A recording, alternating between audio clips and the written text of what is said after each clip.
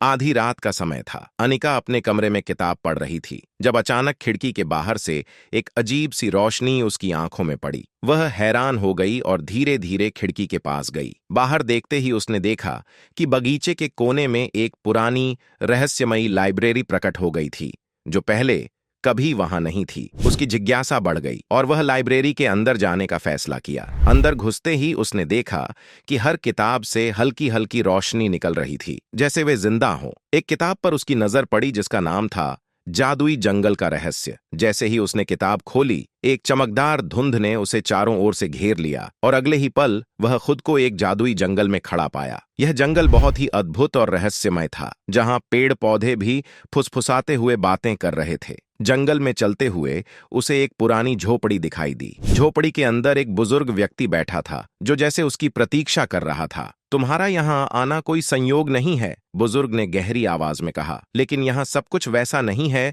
जैसा दिखता है। अनिका को अब यह समझ में आ गया था कि यह जादुई जंगल सिर्फ एक कहानी नहीं बल्कि एक असली दुनिया थी। अब उसे इस रहस्य को सुलझाना था और वापस लौटने का रास्ता खोजना था। लेकिन क्या अनिका इस रहस्य से पर्दा उठा पाएगी या फिर यह लाइब्रेरी उसे हमेशा के लिए अपनी किताबों में कैद कर लेगी? यह जानने के लिए अगला एपिसोड देखना न भूलें।